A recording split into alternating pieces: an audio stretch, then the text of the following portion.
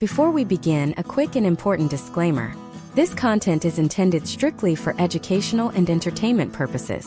The information provided regarding historical trends, legal frameworks, and financial instruments does not constitute professional legal, financial, or tax advice. Every individual's situation is unique, and the laws governing marital assets and retirement accounts can vary significantly by state and jurisdiction. You should not act or rely on any information in this video without first seeking the advice of a qualified professional, such as a certified financial planner or a family law attorney, who can evaluate your specific circumstances. All references to historical data or case studies are provided for context and do not reflect potential outcomes for any specific person. Please conduct your own thorough due diligence before making any decisions that could impact your financial future or legal standing. Imagine for a moment that every expectation you have about your middle age, your marriage, and your ultimate retirement was actually scripted by a room full of advertising executives in Midtown Manhattan in 1954. We like to think of our lives as a series of personal choices, but the American psyche is deeply rooted in the flickering cathode ray tubes of the mid-20th century. However, there is a glitch in the script. While 1950s television sold us the dream of the picket fence and the lifelong union, the 1970s and 80s introduced a cold mathematical reality that most Americans are still struggling to reconcile: the 401k. Today, millions of Americans are finding that the most significant asset in their household isn't the family home or the business they built, but a tax-advantaged retirement account that was never actually intended to be the primary pillar of American survival. And when the credits roll on a marriage, that account becomes a battlefield.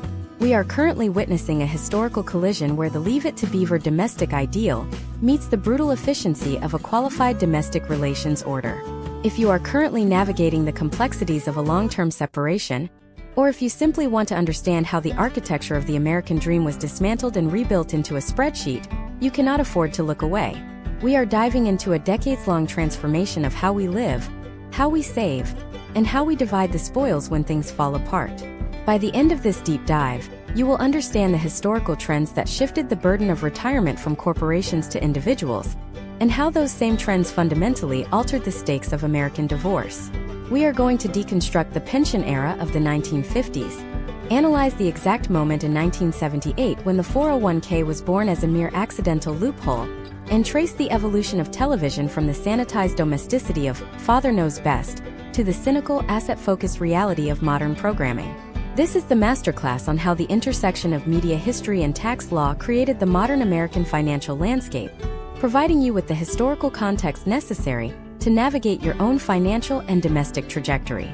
To understand why a 401k is such a volatile element in a modern divorce, we have to travel back to the late 1940s. Following World War II, television wasn't just a new technology. It was a psychological anchor for a nation trying to find its footing. Between 1947 and 1952, the number of television sets in U.S. homes exploded from a few thousand to over 15 million. During this era, the content was designed to be aspirational. Shows like The Adventures of Ozzie and Harriet or The Donna Reed Show portrayed a specific economic reality: the single-income household supported by a corporate pension. In this era, divorce was virtually non-existent on screen because, in the real world, the defined benefit plan, or the traditional pension, created a massive incentive for marital stability. A worker stayed with a company for 30 years, and upon retirement, received a monthly check for life. This wasn't an individual asset, it was a social contract. Because the pension was a future stream of income, rather than a lump sum sitting in a bank account, it was rarely viewed as a divisible asset in the way we view wealth today. However, the golden age of television was also the golden age of the corporate man. The financial structure of the American family was built on a foundation of stability that we can hardly recognize today. In the 1950s, the concept of splitting the 401k would have been nonsensical because the 401k didn't exist. There was no pot of gold to fight over during a legal separation. There was only the promise of a future check.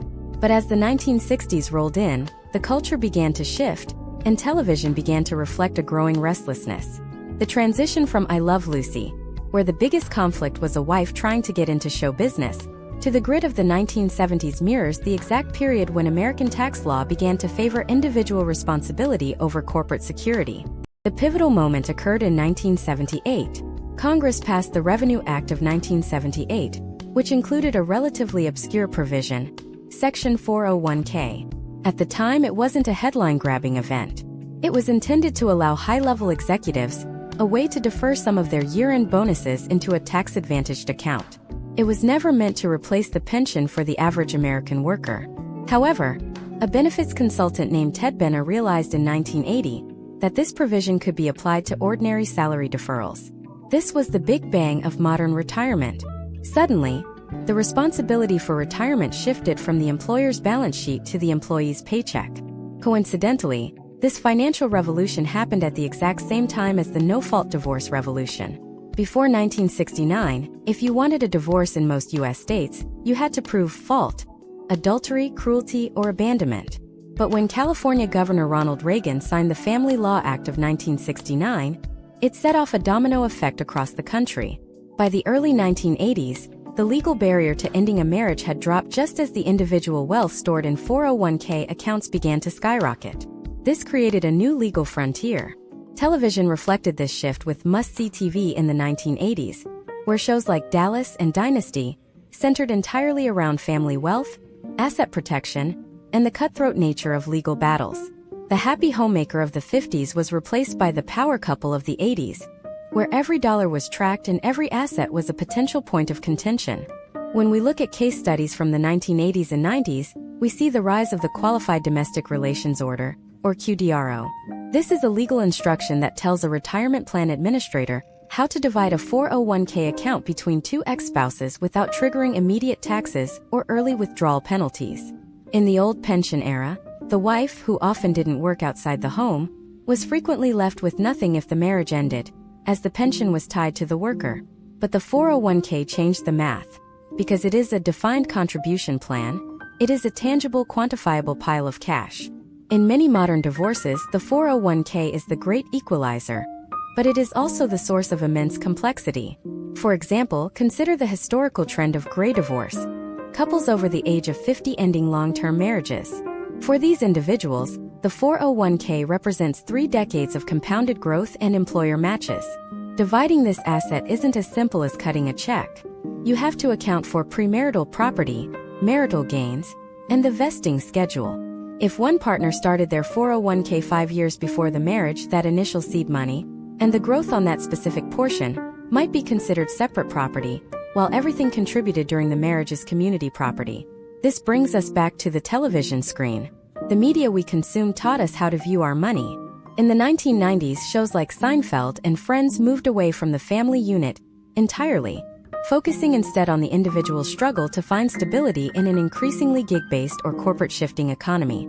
The 401k became the modern security blanket, but unlike the pension, it was a blanket that could be torn in half. Today, the average American worker changes jobs every 4.2 years, often rolling over 401k accounts into IRAs, creating a paper trail that is a nightmare for divorce attorneys to untangle. We have moved from a society of collective security, portrayed in The Waltons, to a society of individualized risk, portrayed in Succession. The deep irony of American television history is that it sold us a vision of permanent domesticity, while the very financial systems it advertised were becoming increasingly fragmented. In the following sections of this masterclass, we are going to look at the specific data regarding how much the average 401k is worth at the time of a U.S. divorce, the step-by-step process of filing a QDRO, and how to avoid the tax traps that catch thousands of people off guard every year.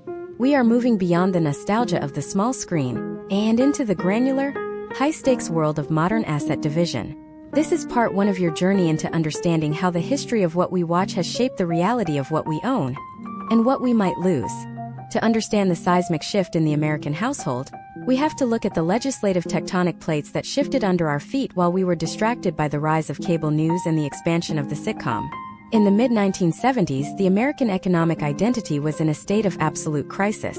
Stagflation was rampant, the oil embargo had crippled the national psyche, and the television landscape was moving away from the rural, idealized settings of the 1960s into the gritty, urban realism of shows like All in the Family and Sanford and Son. It was during this specific window of cultural anxiety that the United States government fundamentally changed how you would fund your old age, and by extension, how you would eventually fight over those funds in a court of law. The catalyst for this change was the 1963 collapse of the Studebaker-Packard Corporation. When the car manufacturer shut its doors, thousands of workers realized their promised pensions were essentially a mirage. They had given decades of their lives to the company, but the pension fund was underfunded and unprotected. This single event led to a massive historical trend toward federal oversight, culminating in the 1974 Employee Retirement Income Security Act, or ERISA. Imagine you are a worker in 1974. You are watching MAS*H on your wood panel television, and for the first time in American history, the government is telling your employer that if they promise you a pension, they actually have to have the money to pay it. This was the birth of modern financial security, but it also created the first legal framework for what assets belong to a spouse. However, ERISA originally had a massive oversight. It contained what is known as an anti-alienation provision. This meant that, by federal law, a retirement benefit could not be assigned or transferred to anyone other than the worker. In the context of a 1970s divorce, this was a disaster for many women who had stayed home to raise children. If the marriage ended, the husband walked away with the pension, and the wife walked away with nothing because the pension was legally protected from being divided. This historical trend of inequity set the stage for the next major evolution in both television and tax law. Fast forward to 1981, the television landscape has shifted to the glitz and glamour of Dynasty and Dallas. We are no longer watching working-class families struggle. We are watching the super-wealthy navigate a world of corporate takeovers and high-stakes litigation. Simultaneously, the 401k is beginning its slow crawl out of the tax code and into the mainstream. When Ted Benna, a benefits consultant, interpreted Section 401k of the Revenue Act of 1978 to mean that employees could contribute their own money to a tax-deferred account with a company match, he didn't just create a new savings tool. He created a portable, quantifiable asset. Unlike the mysterious, abstract pension of the 1950s, the 401k was a bucket of money with a balance that you could see every month. This brings us to 1984, the year of the Retirement Equity Act, or REA. This is the single most important piece of legislation for anyone navigating a divorce in 2026. The REA created the Qualified Domestic Relations Order, or QDRO. For the first time, federal law recognized that a spouse has a legal right to a portion of the other spouse's retirement benefits. It solved the anti-alienation problem by creating a legal bridge between state domestic relations laws and federal retirement laws. Imagine a case study involving a couple in the year 2026. Let's call them David and Jennifer. David has worked for a major tech firm for 15 years, and his 401k has grown to a substantial $850,000. Jennifer has spent those same 15 years managing the household and working part-time. In 1960, Jennifer would have been at the mercy of David's pension. But in 2026, the QDRO allows the court to tell the 401k plan administrator to take a specific percentage of that $850,000 and move it into a separate account for Jennifer. But this is where the masterclass gets granular. A QDRO is not just a piece of paper you sign at the end of a divorce. It is a complex technical instrument that requires a step-by-step execution. Step 1 is the identification of the plan type. Is it a defined contribution plan like a 401k, or a defined benefit plan like a traditional pension? The division of these two assets is fundamentally different. In a 401k, you are dividing a cash balance. In a pension, you are often dividing a future stream of income. Step 2 involves the summary plan description, or SPD. In 2026, most people ignore the fine print in their employee portals, but in a divorce, the SPD is the holy grail. It outlines the specific rules for how the plan handles QDROs. Some plans charge a fee to process a QDRO, sometimes ranging from $500 to $2,500, which must be accounted for in the settlement. Step 3 is the valuation and the coverture fraction. This is where most people lose significant value. Imagine David started his 401k 5 years before he married Jennifer. If he had $100,000 in the account on the day of the wedding, that $100,000, plus the market growth on that specific amount, might be considered separate property. The court must then apply a mathematical formula to determine the marital portion versus the non-marital portion. If you simply agree to split the account 50-50 without accounting for the premarital balance, you are effectively gifting your ex-spouse years of your own previous labor. Step 4 is the drafting of the QDRO itself. This must be approved by both the court and the plan administrator. If the wording is even slightly off, the plan administrator can reject it, sending the couple back to legal square one and incurring thousands of dollars in additional legal fees.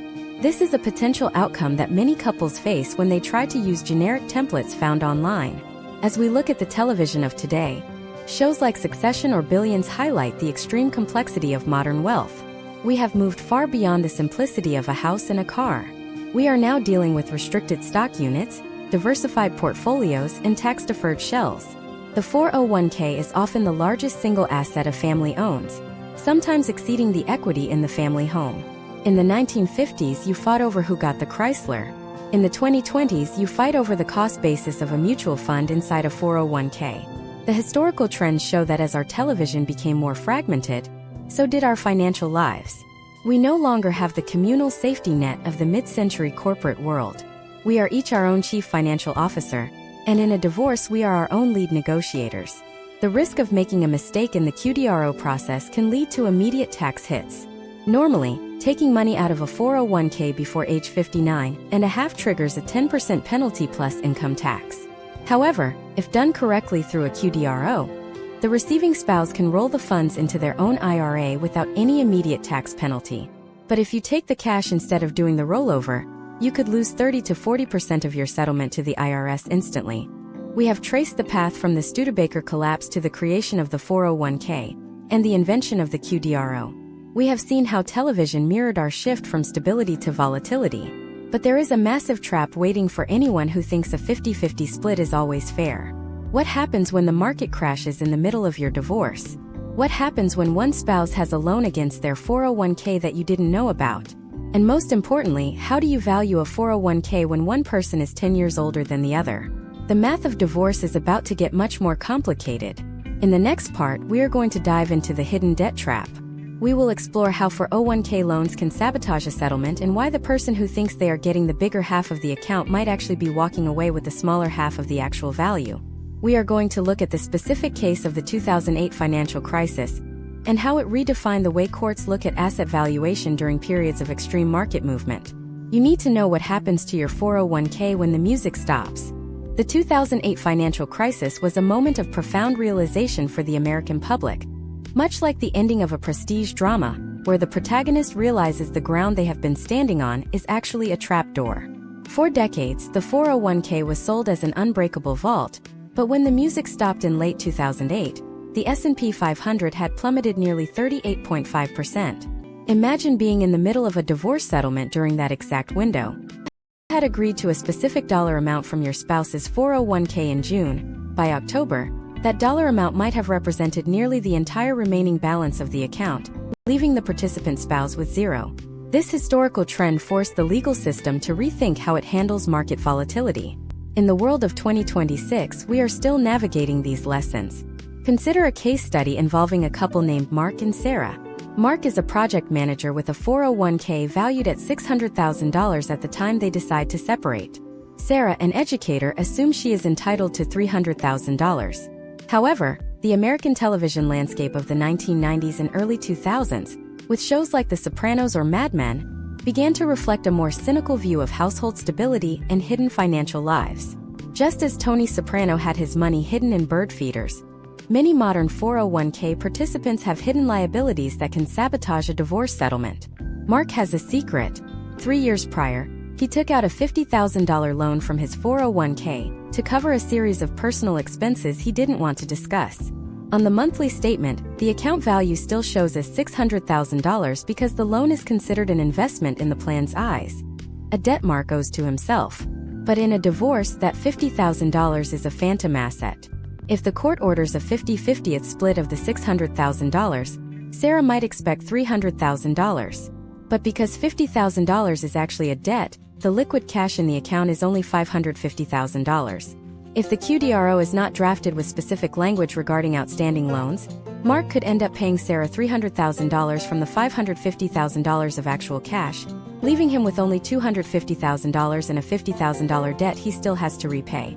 This is the hidden debt trap that catches thousands of Americans every year. Step 1 in avoiding this trap is the mandatory disclosure of all plan loans. In 2026, the discovery phase of a divorce must involve a request for the full plan history, not just the most recent quarterly statement. You need to see the loan ledger. Step 2 involves deciding if the loan is a marital debt or a separate debt. If Mark used that $50,000 to put a new roof on the marital home, it is a marital debt, and the $50,000 liability should likely be shared. If he used it for a solo vacation, it should be deducted entirely from his share of the 401k. This level of granular accounting is a far cry from the 1950s era of the honeymooners, where the biggest financial hurdle was Ralph Cramden's latest get-rich-quick scheme. Beyond the loan trap lies the snapshot problem. This is the mathematical danger of market timing during the legal process. In a typical U.S. divorce, there are three critical dates: the date of marriage, the date of separation, and the date of distribution. The gap between the date of separation and the date of distribution can often be 18 months or longer. During that time, the market does not stand still.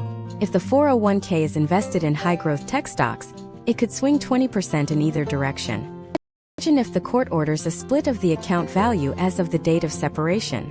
If the account was worth $500,000 on that day, and the order says the spouse gets $250,000, but the market crashes before the QDRO is processed, the participant spouse is stuck paying a fixed dollar amount from a shrinking pot. Conversely, if the market booms, the non-participant spouse misses out on all the gains that occurred during the year it took to finalize the paperwork. To solve this, modern legal professionals often use language that awards a percentage of the account plus or minus gains and losses. This ensures that both parties share the market risk and the market reward until the moment the funds are actually moved. This mirrors the shift in American media from the controlled, predictable narratives of 1970s procedurals to the chaotic, unpredictable reality of 2020 streaming content. We no longer expect a neat 30-minute resolution. We expect complexity and fluctuating fortunes. Data from the Bureau of Labor Statistics and various financial institutions suggest that 401k loans are at an all-time high in the mid-2020s, as families use them as a first-line defense against inflation. This makes the valuation of these accounts even more precarious. Another layer of complexity is the age gap.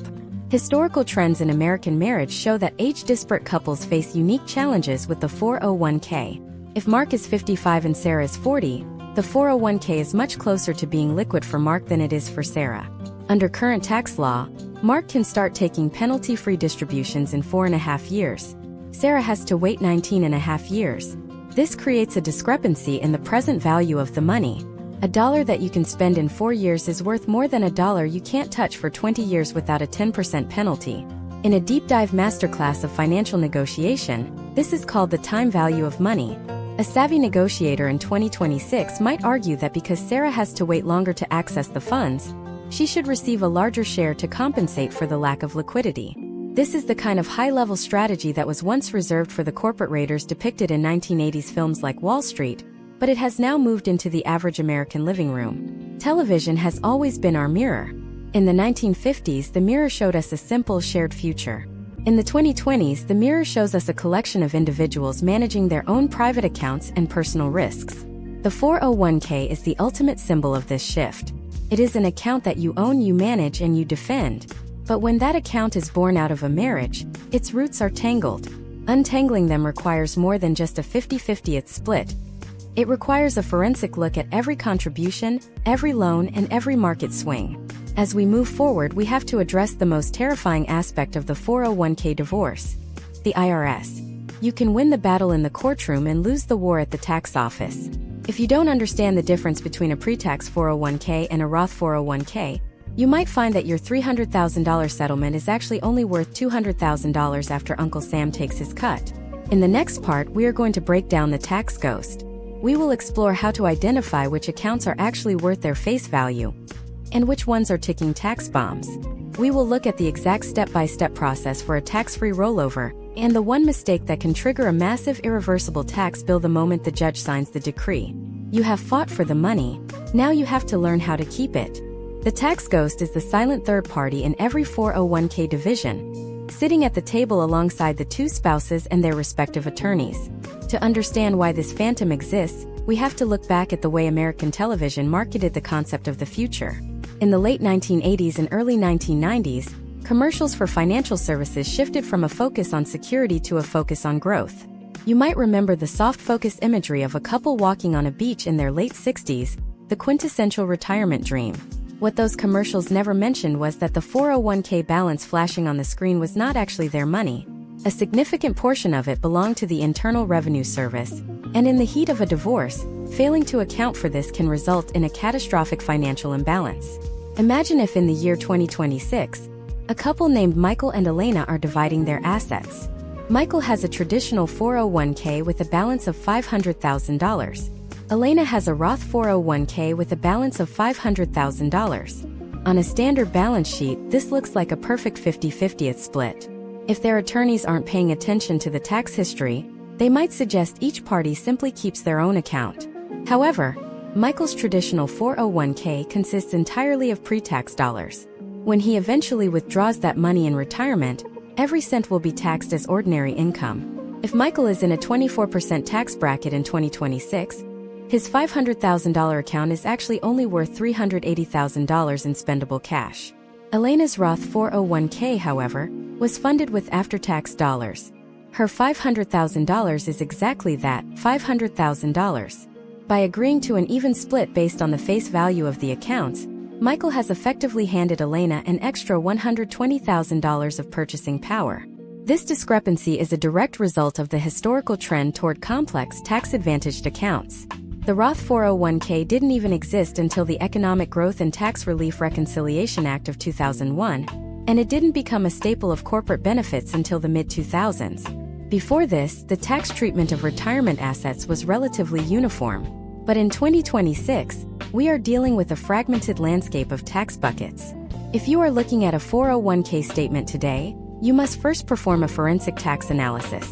Step 1 is identifying the tax status of every dollar in the account. Many 401ks are now hybrids, containing a mix of pre-tax employee contributions, post-tax Roth contributions, and pre-tax employer matching funds. Step 2 is calculating the potential tax liability based on the recipient's projected tax bracket. This is where historical trends become vital.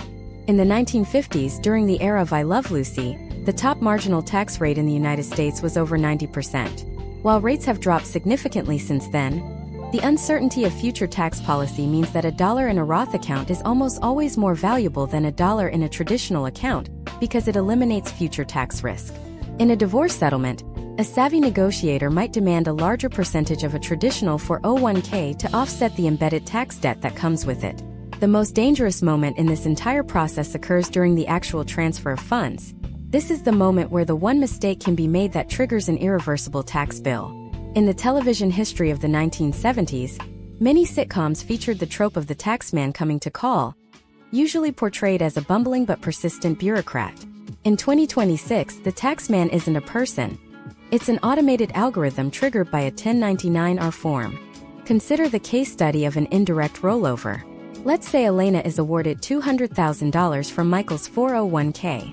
The judge signs the QDRO, and the plan administrator sends Elena a letter asking how she wants the money. If Elena asks for a check to be sent directly to her, thinking she will just deposit it into her own IRA within the 60-day window, she has walked into a massive trap. Under federal law, the plan administrator is required to withhold 20% of that distribution for federal income taxes if the check is made out to the individual. Elena receives a check for $160,000. To complete a tax-free rollover and avoid taxes and penalties, she must deposit the full $200,000 into her IRA within 60 days. This means she has to find $40,000 of her own cash to make up for the withholding that the IRS already took. If she doesn't have that $40,000, the IRS considers that portion a permanent distribution. Elena will owe income tax on the $40,000, and if she is under age 59 and a half, she may owe an additional 10% early withdrawal penalty on that amount, unless she qualifies for a specific QDRO exception. The correct step-by-step process is a direct trustee-to-trustee transfer. This is a technical maneuver where the money moves from Michael's 401k directly to Elena's IRA without ever touching Elena's personal bank account. This bypasses the mandatory 20% withholding and keeps the tax-deferred status of the money intact. In the world of 1950s television, financial transactions were often depicted as simple handshakes or physical cash in an envelope. Today, the movement of wealth is a digital handoff between two multi-billion-dollar financial institutions, and if the paperwork doesn't match the exact requirements of Section 402(1)(b) of the Internal Revenue Code, the financial consequences are immediate. We also have to discuss the unique opportunity provided by Section 72(t)(2) C. This is a rare loophole in the American tax code that is specifically relevant during a divorce. Typically, if you take money out of a 401k before age 59 and a half, you pay a 10% penalty. However, if you receive a distribution from a 401k via QDRO, the 10% penalty is waived. You still have to pay income tax on the money, but that 10% savings can be life-changing for someone who needs immediate liquidity to set up a new household or pay off marital debt. The catch is that this only applies to 401ks, not IRAs. If Elena rolls the money into her IRA first and then tries to take it out, she loses the 10% waiver. She must take the cash distribution directly from the 401k at the time of the QDRO. This level of detail is what separates a standard divorce from a deep-dive financial restructuring. We have moved from the era of the company man to the era of the individual investor, and the stakes have never been higher. The television shows we grew up with taught us that everything works out in the end, usually within a 30-minute time slot. But in the reality of 2026, a single misstep in a QDRO can cost you years of retirement savings. As we have seen, the tax code is a labyrinth, but there is another layer to this story that most people completely overlook. While the 401k is the largest visible asset, there is a hidden secondary retirement system in the United States that is often even more valuable: Social Security. In the next part, we are going to explore the Social Security 10-year rule.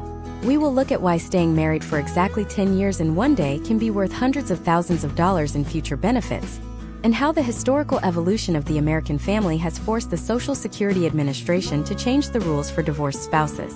You might be fighting over a 401k worth $50,000 while ignoring a federal benefit worth 10 times that amount. We are going to find out where that money is hiding and how to claim your share of the historical American safety net. The historical American safety net was forged in the fires of the Great Depression, specifically with the Social Security Act of 1935. At that time, the nuclear family was the unbreakable unit of the American economy. Early television programming in the late 1940s and early 1950s, like The Goldbergs or Mama, depicted the family as a collective where the father's labor and the mother's domestic management were two halves of a single whole. Retirement wasn't viewed as an individual pursuit. It was a communal survival strategy. But as the American family began to fragment in the 1970s and 1980s, the Social Security Administration had to reckon with a new reality: the divorced spouse. Today, in 2026, millions of Americans are navigating a system that allows them to claim benefits based on an ex-spouse's work record, but only if they understand the precise legal and temporal thresholds that govern these claims. To understand the 10-year rule, we must first look at the 1979 legislative shift. Prior to that year, the Social Security Administration required a marriage to have lasted 20 years for a divorced spouse to qualify for benefits based on their former partner's earnings. This 20-year requirement reflected the 1950s ideal of lifelong marriage. However, as the divorce rate climbed in the 1970s, mirroring the shift toward more socially complex television narratives like Maude or One Day at a Time, the government realized that a 20-year cliff was leaving millions of women, in particular, in financial peril. The requirement was slashed to 10 years, creating the benchmark we still use in 2026. Imagine a case study involving a couple named Robert and Linda. They married in 2015 and have spent the last decade building a life together. Robert is a high-earning software architect, and Linda has worked part-time while managing their household and 3 children. As they approach 2026, their marriage is under significant strain. If they decide to divorce in May of 2025, exactly 9 years and 11 months into the marriage, Linda could be making a catastrophic financial error that has nothing to do with their 401k or their house. Because she fell 30 days short of the 10-year mark, she has permanently waived her right to claim spousal Social Security benefits based on Robert's high-income record. This is what legal experts often call the 10 years and a day strategy. In a high-stakes divorce, the date the petition is filed versus the date the final decree is signed becomes a mathematical calculation of future federal benefits.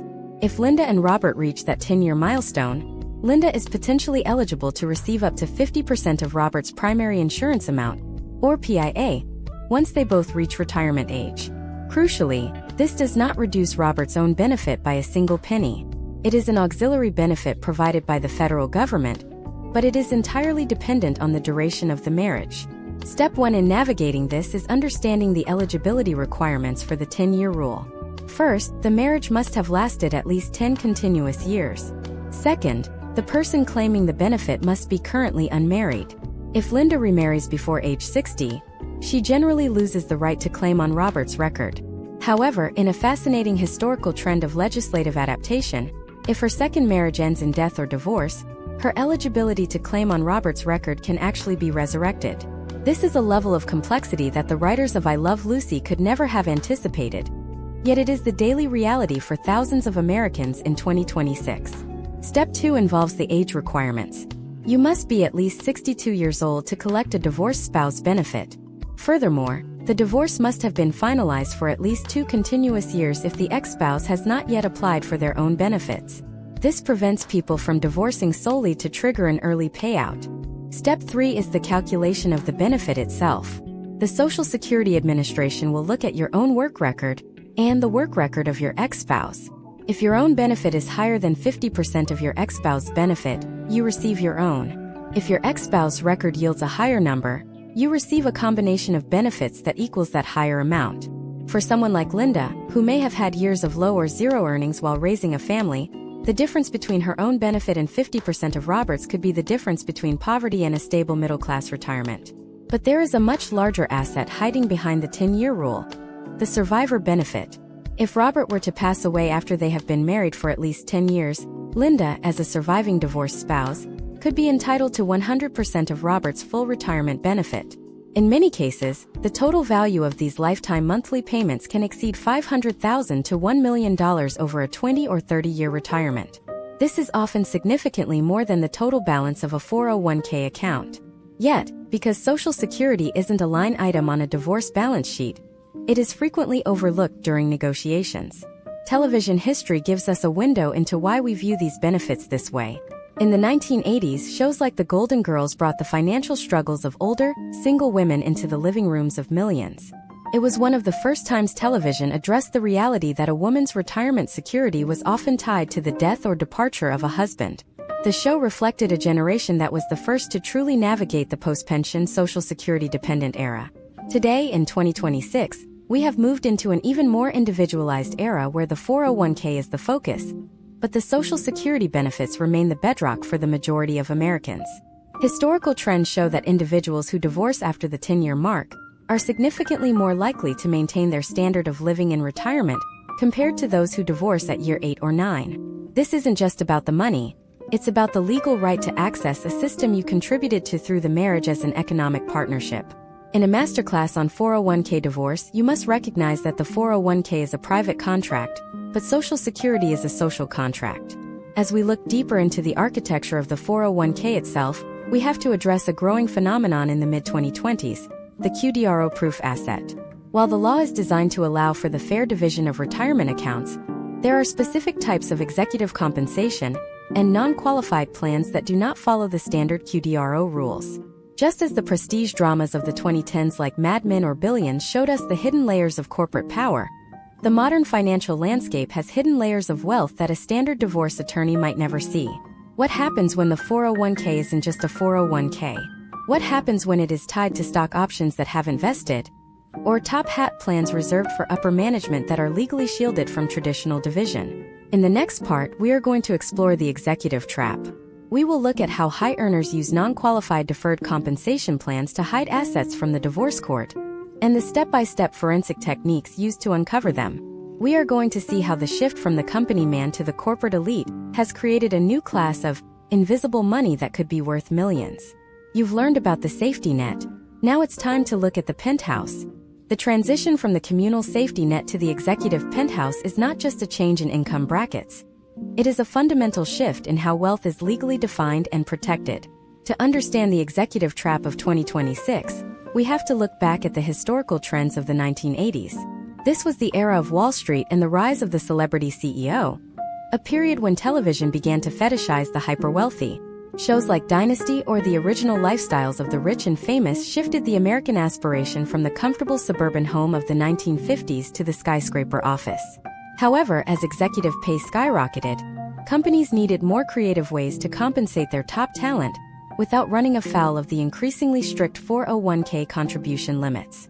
This led to the explosion of non-qualified deferred compensation plans, or NQDCs, often referred to as top hat plans. In the world of 2026, These plans represent a massive, invisible mountain of wealth that a standard 401k analysis will completely miss. Imagine a case study involving an executive named Christopher and his spouse, Maya. Christopher is a senior vice president at a major logistics firm. His 401k statement shows a healthy balance of $600,000. In a standard divorce negotiation, the parties might agree to split this 50-50, with Maya walking away with $300,000. But what Maya and her legal team might not see is that Christopher has an NQDC account worth $2.4 million. Because this plan is non-qualified, it does not appear on the standard list of retirement assets governed by ERISA. It is essentially a private contract between Christopher and his employer to pay him a portion of his current salary at a later date, usually retirement. This is the first major hurdle: discovery. Unlike a 401k, which is protected by federal law and must be disclosed in clear, standardized formats, NQDC plans are often buried in the fine print of employment contracts. Step 1 in a 2026 forensic financial investigation is to scrutinize the W-2 form, specifically Box 11. In many cases, a number in Box 11 indicates a distribution from a non-qualified plan, which is the first breadcrumb leading to the penthouse. Step 2 involves requesting the executive benefits summary and the specific plan document for any top hat plans. These documents are the only way to see the actual value of the deferred compensation. The second hurdle is the legal mechanism of division. As we discussed in previous parts, a 401k is divided using a qualified domestic relations order, or QDRO. But here is the trap. A QDRO only applies to qualified plans. It has zero power over an NQDC. If Maya's attorney drafts a QDRO for the $2.4 million NQDC, the plan administrator will simply reject it. To divide these assets, you often need a domestic relations order that is tailored to the specific contract of the executive plan. Sometimes, the plan document itself forbids the transfer of ownership to a non-employee. In these potential outcomes, Maya cannot receive a portion of the account directly. Instead, she must negotiate for an offsetting asset, like the family home or a larger share of the brokerage account, or a contract that requires Christopher to pay her share as he receives it in the future. This brings us to the valuation of risk, a concept that modern television shows like Billions or Succession have brought into the public consciousness. In a 401k, the money is held in a trust, separate from the company's assets.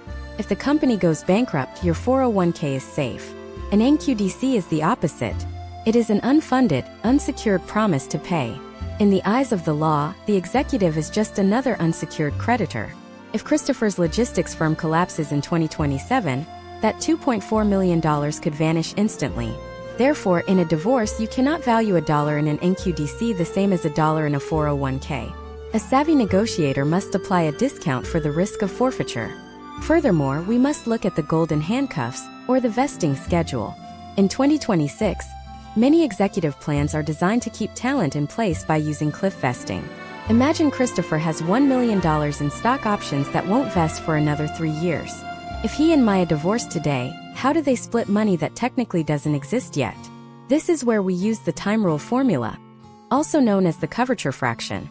The court looks at the total number of months Christopher worked toward that vesting period while married versus the total number of months in the vesting period.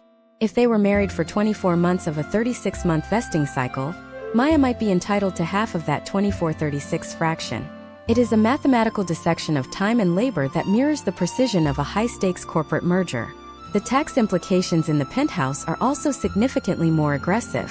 While a 401k has clear rules about tax-free rollovers, an NQDC distribution is often taxed as ordinary income at the highest possible marginal rates. In 2026, if Christopher receives a $500,000 payout from his deferred plan, he might lose 37% or more to federal and state taxes immediately. If Maya receives a portion of that, she needs to ensure the settlement accounts for the net of tax value, not the gross value. Otherwise, she is agreeing to a number that will be decimated by the IRS the moment it hits her bank account. Historical trends show that as the gap between executive pay and average worker pay has widened, the complexity of divorce for the American upper middle class has become almost entirely focused on these non-qualified assets. We have moved from the 1950s era of the company man, where everyone got a gold watch and a pension, to the 2020s era of the private contract, where every executive has a unique, bespoke financial structure. This fragmentation of wealth makes it easier to hide and harder to divide. The shift in television also tells this story. In the mid-20th century, characters like Jim Anderson and Father Knows Best never discussed the specifics of their salary or their deferred options. Money was a quiet, stable background element. Today, in shows like Industry or The Morning Show, the exact structure of a bonus or a buyout is a central plot point. We are a culture that has become hyper-aware of the technicalities of wealth, yet most people are still using 1980s legal strategies to solve 2026 financial problems. As we have seen, the penthouse is filled with invisible assets, high tax traps, and unsecured promises. But there is an even more common phenomenon that is quietly draining the retirement of millions of Americans who are nowhere near the executive suite. It is a trend that has been accelerated by the rise of reality television and the social media age of the 2020s. The lifestyle creep that leads to 401k depletion before the divorce even starts. What happens when the 401k isn't being divided because there is nothing left to divide? What happens when one spouse has been quietly using the retirement account as an ATM to fund a lifestyle that neither could afford? In the next part, we are going to dive into the 401k drainage crisis. We will look at the legal concept of dissipation of marital assets and how to prove that your spouse spent your retirement on things that had nothing to do with the marriage. We are going to look at the paper trail of the middle-class collapse and how to claw back the money that was supposed to be your future. The penthouse was about what was hidden. The next part is about what was stolen. The transition from the aspirational lifestyle of the 1980s to the performative consumption of the 2020s has fundamentally altered the chemistry of the American household budget. To understand the 401k drainage crisis of 2026, we have to trace the evolution of how we view our personal success.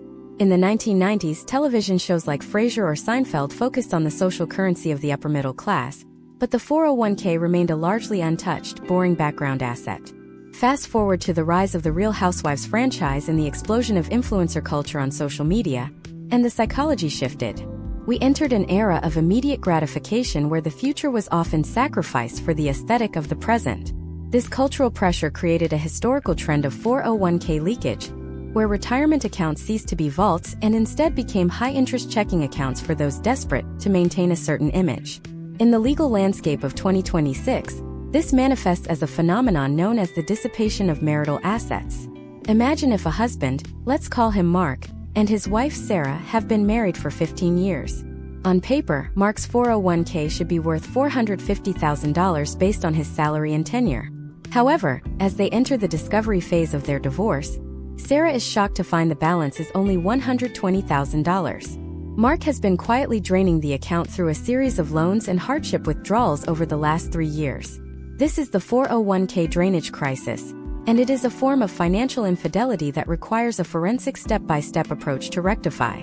Dissipation is a specific legal concept that refers to one spouse's use of marital property for their own benefit, for a purpose unrelated to the marriage, at a time when the marriage is undergoing an irreconcilable breakdown. It is not just about bad investing or poor spending habits. It is about the intentional depletion of the marital pot. In the era of the 1950s sitcom, where the family bankbook was a shared and sacred document, this would have been unthinkable. But in 2026, the individualized nature of the 401k makes it the perfect target for a spouse looking to fund a secret life or simply keep a failing lifestyle afloat. The first step in addressing this is the forensic audit of the 401k plan history. Most people only look at the most recent quarterly statement, but in a case of suspected dissipation, you must go back at least 5 years. You are looking for 2 specific red flags. For 401k loans and hardship withdrawals. Under IRS guidelines in 2026, hardship withdrawals are allowed for heavy and immediate financial needs, such as preventing eviction, paying for medical expenses, or covering funeral costs. However, many participants in 2026 have learned to exploit these categories. Mark might have claimed a hardship for medical bills that were actually non-existent or for a home repair that never happened. The second step is the trace and match. Once you identify a withdrawal of, say, $50,000, you must trace exactly where that money landed. Did it go into a joint account to pay the mortgage? If so, it is likely not dissipation. But if that $50,000 moved into a private account or was used to purchase a luxury vehicle in Mark's name only during the period of separation, you have found the smoking gun. This is where the burden of proof shifts. Once Sarah's legal team demonstrates that a significant withdrawal occurred for a non-marital purpose, the burden of proof falls on Mark to show that the money was, in fact, used for the benefit of the marriage. This brings us to the concept of the reconstitution of the marital estate. In many U.S. jurisdictions in 2026, if dissipation is proven, the court will treat the 401k as if the missing money still exists. If the court determines that Mark dissipated $200,000 and the remaining marital assets, like the house equity, are worth $400,000, the court might award Sarah a larger share of the house to compensate her for the $100,000 she would have received from the 401k. This is a potential outcome that prevents the spending spouse from effectively stealing their partner's retirement. The historical trends of the mid-2020s show a massive spike in these cases, largely due to the easing of 401k access rules that began during the 2020 pandemic and were solidified by subsequent legislation like the Secure Act 2.0. These laws made it easier to take money out, but they didn't make the consequences of a divorce any less severe. Television has caught up to this reality, with shows like Ozark or Inventing Anna highlighting the ways people manipulate financial systems to project a false reality. The 401k, once the most stable part of the American dream, has become a casualty of this trend toward high-risk financial behavior. Consider another case study: the solo business venture. Imagine if Mark decided to start a consulting firm in 2024 and use $150,000 from his 401k to fund it without Sarah's full knowledge or consent. If the business fails, Mark might argue that he was simply trying to provide for the family. However, Sarah's legal team might argue that this was a unilateral decision to gamble with marital retirement funds at a time when the marriage was already failing. The court in 2026 has to decide: was this a legitimate investment gone wrong, or was it a reckless dissipation of assets? The difference in the potential outcome could be worth hundreds of thousands of dollars to Sarah.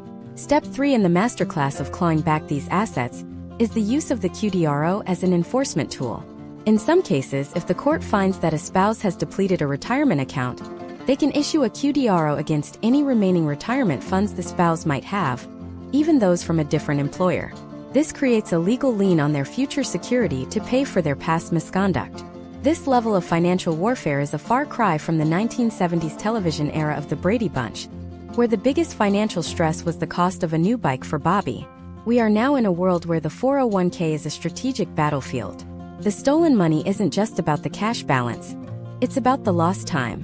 When Mark takes $100,000 out of the 401k at age 45, he isn't just taking $100,000. He is taking the 20 years of compounded growth that money would have earned by age 65. In a deep dive forensic analysis, an expert might even calculate the opportunity cost of that dissipation, arguing that the theft is actually much larger than the face value of the withdrawal. As we peel back the layers of the 401k, we find that the rules of the game change depending on exactly where you live. While the IRS rules are federal, the way your 401k is divided is governed by state law, and the map of the United States is split into two warring philosophies. If you are in a community property state like California or Texas, the math is brutal and often automatic. But if you are in an equitable distribution state like New York or Florida, the math is a subjective art form that depends entirely on the judge's mood and the skill of your lawyer. Which side of the border are you on? And why does a 401k in Seattle look completely different to a judge than a 401k in Philadelphia?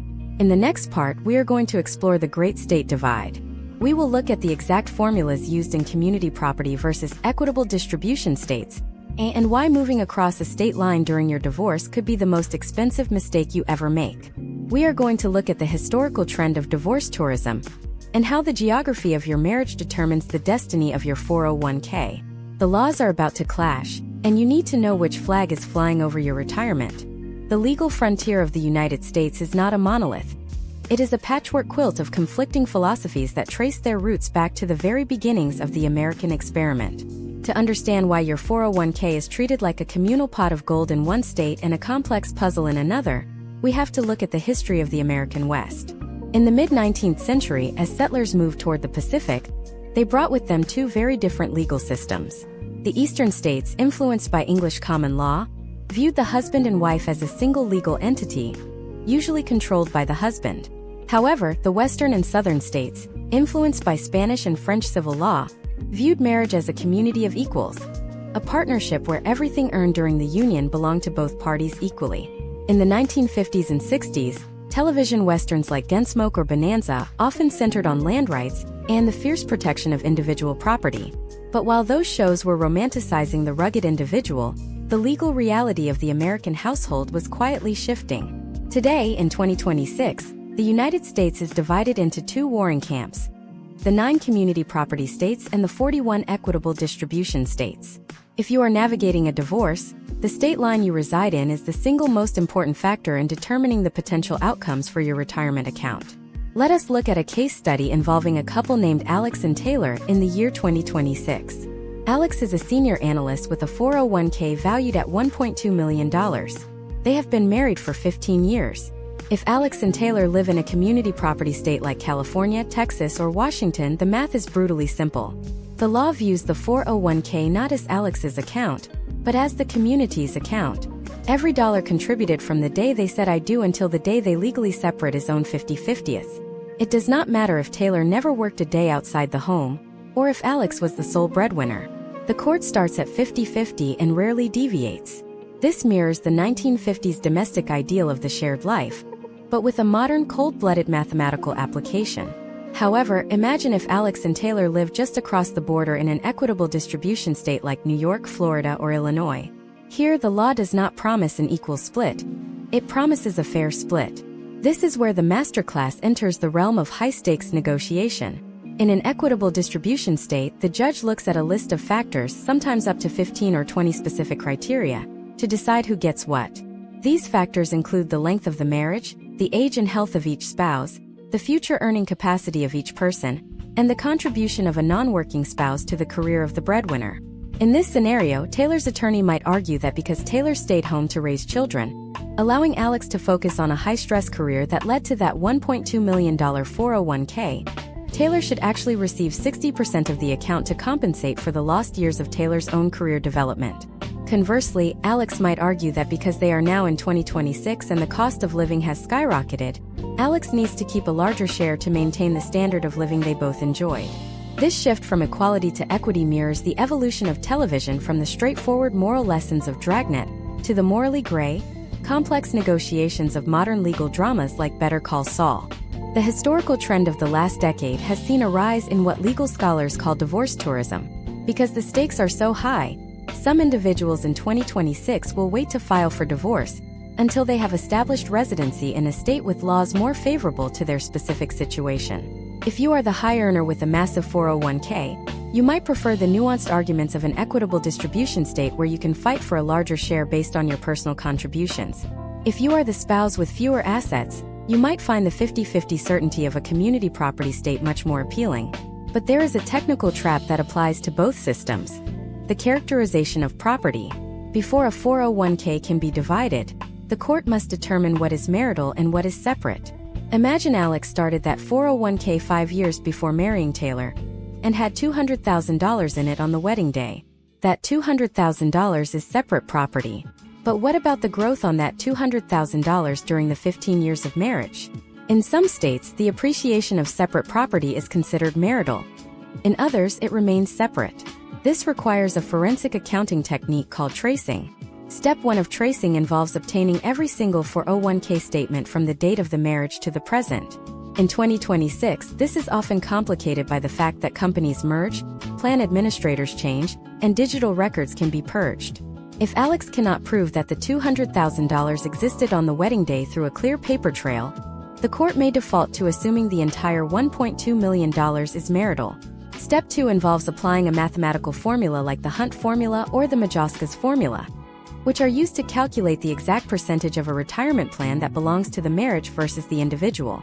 The complexity of this geographic divide has led to a historical trend where the 401k is no longer just a retirement tool. It is a geographic anchor. Television in the 2020s has reflected this fragmentation.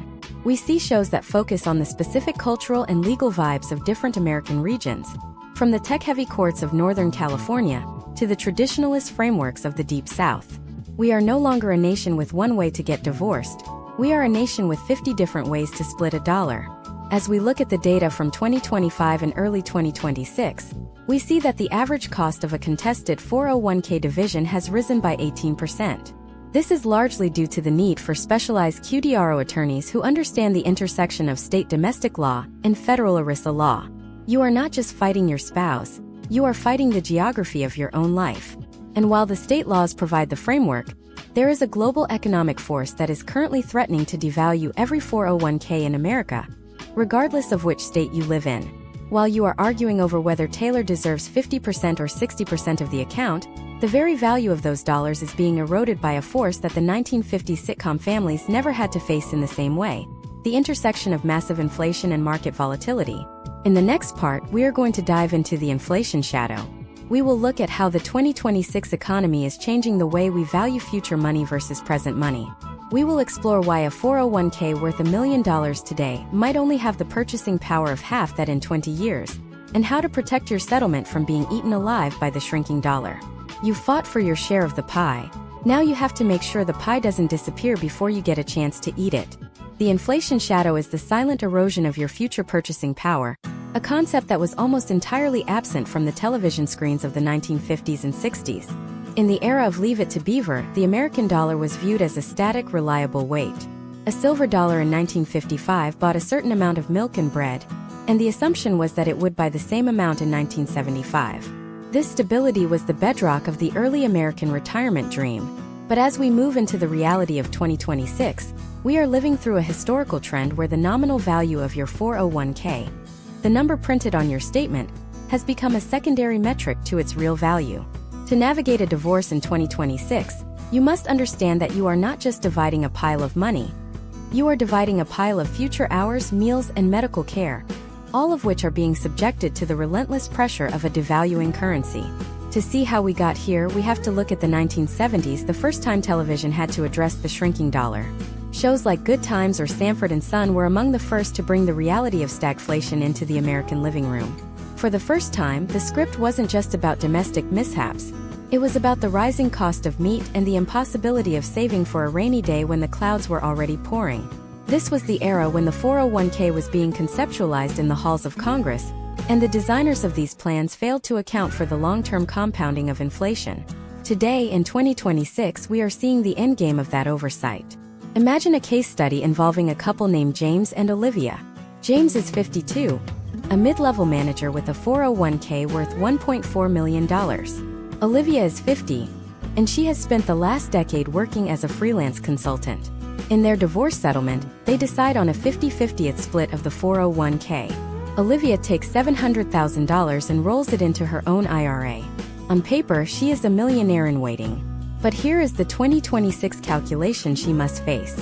If we look at historical trends where inflation averages 4% over the next 15 years, that $700,000 will have the purchasing power of approximately $388,000 in today's money by the time she reaches age 65. This is the inflation shadow. If Olivia bases her post-divorce lifestyle on the $700,000 figure, she is walking into a trap. Step 1 in a 2026 masterclass of asset division is the inflation adjustment audit. You cannot value a retirement account in a vacuum. You must apply a discount rate that accounts for the projected cost of living in the specific region where you intend to retire. If Olivia plans to stay in a high-cost area like Seattle or Boston, her $700,000 is under even more pressure than if she moved to a rural area. The second step involves the analysis of the asset allocation within the 401k itself. In the 1990s, television shows like Frasier depicted a world where stocks always went up and inflation was a ghost of the past.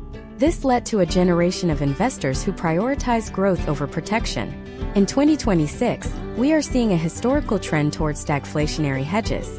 If James's 401k is heavily weighted in long-term government bonds, those bonds are losing real value every day that inflation stays high. If Olivia inherits half of those bonds, she is inheriting a depreciating asset. A savvy negotiator in 2026 will look for an equitable distribution of the inflation-resistant assets within the plan, such as Treasury inflation-protected securities, or TIPS, and high dividend-paying equities in the energy or healthcare sectors. Television has played a massive role in creating this crisis. From the 1980s onward, the rise of the 24-hour news cycle and the constant bombardment of financial commentary turned the 401k into a scoreboard. We were taught to watch the Dow Jones Industrial Average like it was a sports score, ignoring the fact that the underlying value of the currency was shifting. Shows like Mad Men reminded us of a time when $100 was a fortune, but modern reality television, like the various Below Deck or Selling Sunset iterations, portrays a world where millions are spent as casually as pocket change. This has skewed our perception of what a 401k is actually for. It is not for the number on the screen. It is for the survival of your future self. Consider the scenario of the cash-out trap. In 2026, many individuals going through a divorce are tempted to take a cash distribution from the 401k via a QDRO to pay off high-interest debt or buy a new home. Imagine Olivia decides to take $200,000 in cash to put a down payment on a condo in 2026. Because she is taking it as part of a QDRO, she avoids the 10% penalty, but she still pays income tax. After taxes, she might have $150,000. She puts that into a house in a market where real estate prices are also inflating.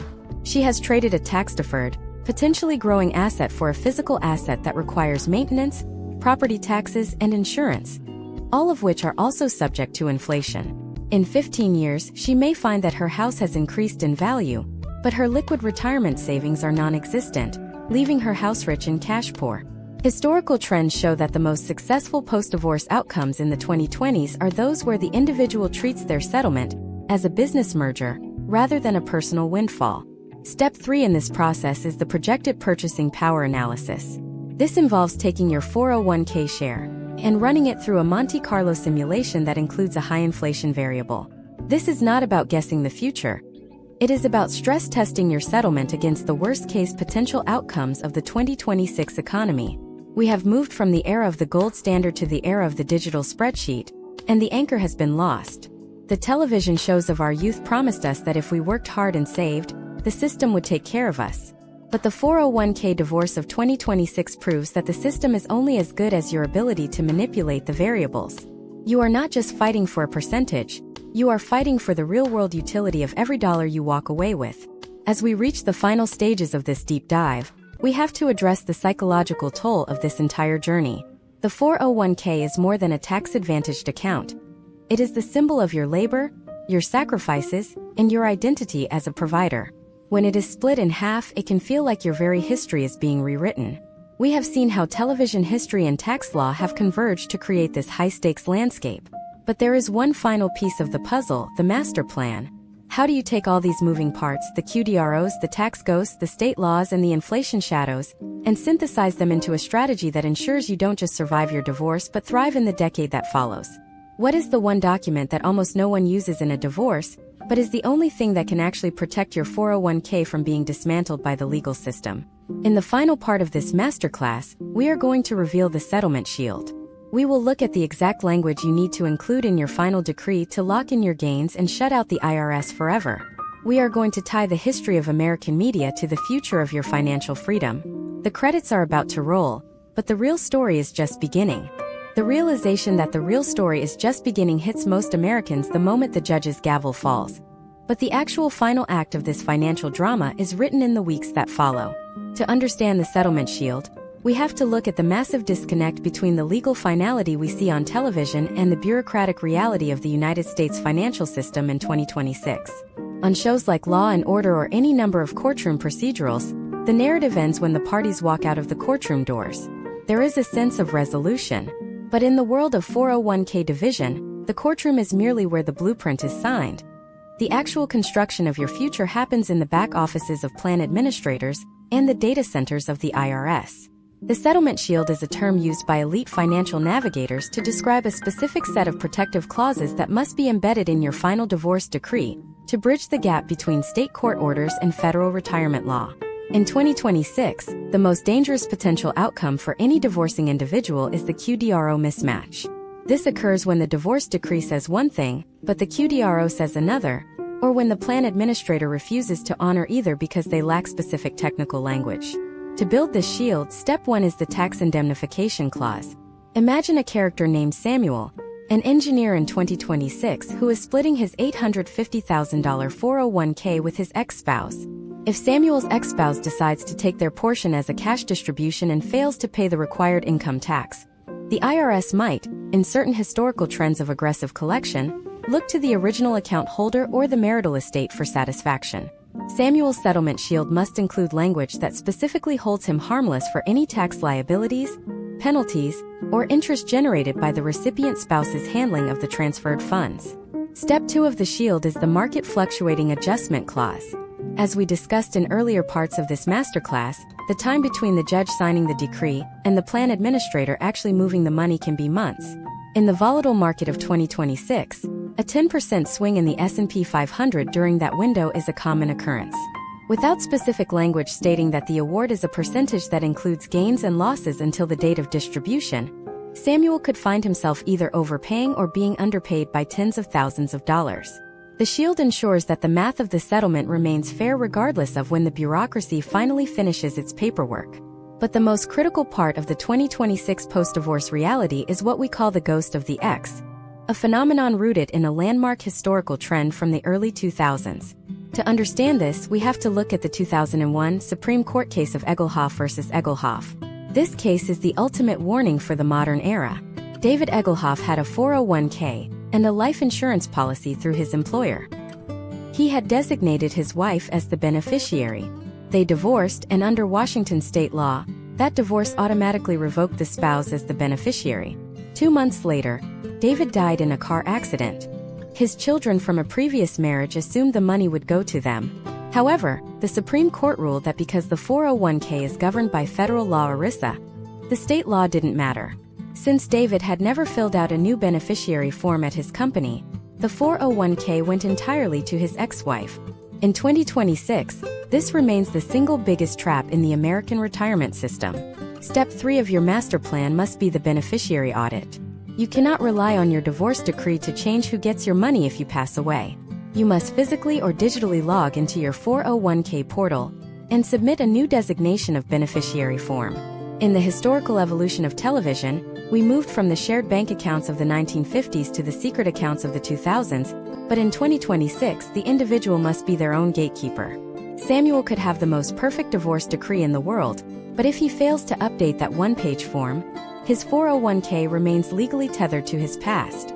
Step 4 involves the 2026 contribution reset. Once the 401k is split, both parties are often left with half of what they expected for retirement. However, the 2026 tax code provides a mechanism for reconstruction. For those over the age of 50, the catch-up contribution limits have been adjusted for inflation, allowing individuals to funnel significantly more money into their accounts than in previous decades. Following a divorce, your strategy must shift from a marital growth strategy to an aggressive individual recovery strategy. This involves rebalancing the portfolio to account for the fact that you no longer have a spouse's assets to offset your risks. If Samuel's ex-spouse was the conservative investor and Samuel was the aggressive one, their combined portfolio was balanced. Now, Samuel is 100% aggressive, which might be a high-risk potential outcome in the 2026 economy. He must reevaluate his risk tolerance as a solo entity. The historical trend of the American dream has moved from the collective security of the 1950s pension to the extreme individual responsibility of the 2026 401k. Television sold us the idea that the end of a story is a sunset and a fade to black. But the reality is that the end of a marriage is a complex financial reorganization that requires you to act as your own CEO, CFO, and legal counsel. We have seen how the architecture of the 401k was an accidental creation, how the QDRO was a necessary invention to fix a broken system, and how the geography of where you live can change the value of your life's work. As we conclude this deep dive masterclass, we must acknowledge the psychological shift required to move forward. In the 1950s, financial identity was rooted in the family unit. In 2026, financial identity is rooted in the individual's ability to navigate these technical systems. The 401k divorce is the ultimate test of that identity. It is a process that strips away the domestic illusions of the past and leaves you with the cold, hard data of your future. By understanding the tax ghosts, the executive traps, the state divides, and the inflation shadows, you have equipped yourself with a level of insight that most people only gain through expensive failure. The final step of the master plan is the 5-year forensic review. In 2031, 5 years from now, Samuel should look back at his 401k and ensure that the growth since his divorce has been unencumbered by any lingering marital claims. He should ensure that his QDRO was finalized, that his tax basis was correctly recorded, and that his beneficiary designations are still current. This is the maintenance of the settlement shield. The scripts of the 20th century were written for us, but the financial reality of the 21st century is written by us. You have the data, you have the historical context, and you have the technical steps. The flicker of the television screen has been replaced by the steady glow of the 401k statement. Your history has been divided, but your future is entirely your own to build.